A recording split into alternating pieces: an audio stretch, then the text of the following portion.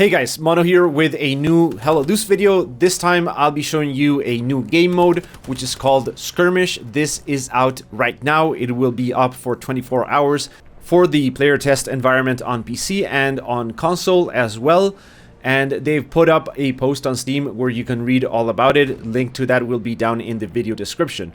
Basically what this is a shorter game mode, only 40 minutes long, though I can see an argument for making this 30 minutes. I think that would be a bit better. It is still 50v50. You only fight over the middle section of the map, and there is only one recon and one armor squad per team. Medium tanks only, and no artillery, which on an infantry focused game mode feels quite amazing. Both maps that were in the PTE today were focused on the urban area of the map, so you fight over the actual middle area, which in the case of Foy it is the Foy town, and in the case of Kharkov it is also the urban area of Kharkov of that map. The map is also slightly smaller in size than the regular Hella Loose maps. I'm not sure exactly how much smaller it is, but it is smaller. And if you take a look at the map here, they finally added a gray overlay on the map showing the cap area for that middle point, which I know is going to surprise a lot of people. There are a lot of people that play this game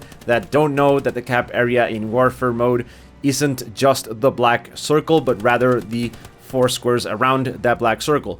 Grid squares in this new game mode are 140 meters, so smaller than the 200 meters in the other game modes. And there is a new type of garrison that they've introduced here. It's called the forward position, with a new icon and everything, and these can be placed 140 meters apart instead of the regular 200 meters that you need for a garrison. The reason behind this change is that they wanted to change the separation distance to accommodate for a smaller map, but they couldn't change the garrison itself without also changing it for the other game modes. So this is kind of a workaround. It's basically the same as a garrison, but it has slightly different rules. These new garrisons, by the way, have a cooldown, which I think actually kind of sucks. Also, now that I think about this, these forward positions do not get locked in the red zone when there is infantry within 100 meters. So that is also a massive difference between these and the regular old garrisons.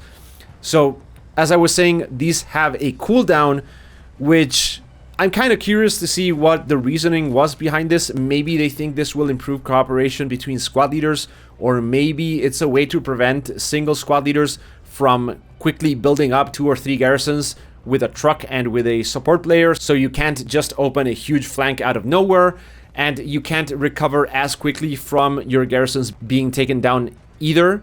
Not sure how I feel about this change. It definitely slowed me down as a squad leader and forced me to hold control of an area more than I usually do, since I couldn't just build a spawn there and have the rest of the team spawn there and support me. The cooldown is 2 minutes, by the way, so not a whole lot, but definitely a significant change. Lastly, these forward positions have a yellow area around them, which marks that 140 meter distance, so you can have an immediate reference of where you can build the next one. I think that needs a bit of tweaking though, because it does introduce a lot more screen clutter on the map, which isn't very good. So that's all the info in the post there on the Steam page, but there's also a bunch of things that they haven't mentioned. Mainly, get this, new weapon sounds. The weapon sounds for a bunch of weapons have been changed, not all of them and not all the time apparently. For the STG, there seems to be a new sound when you're shooting inside a building. Take a listen.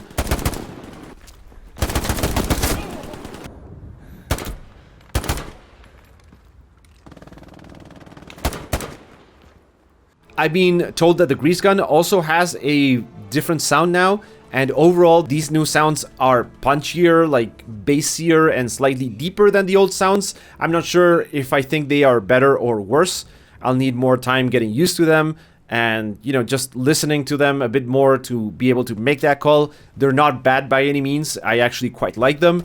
So it seems like this PTE also includes a bunch of other stuff that they've been working on.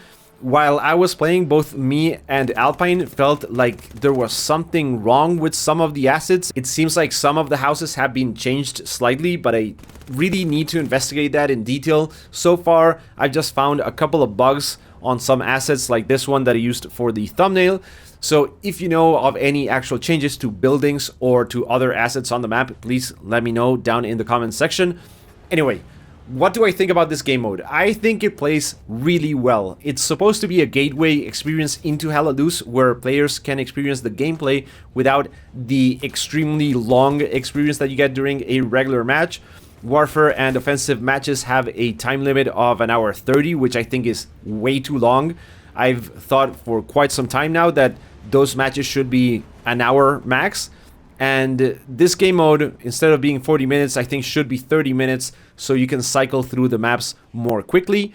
But yeah, this game mode will be especially good for seeding servers or at times when there's not a whole lot of players playing.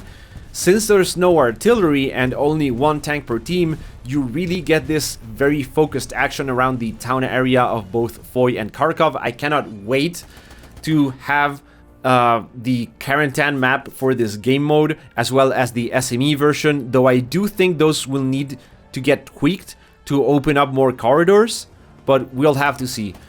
It also seems like they've actually tweaked the fog in both maps to make flanking a bit easier, because you can get to that middle part of the map really fast, but there's also enough terrain for you to flank around.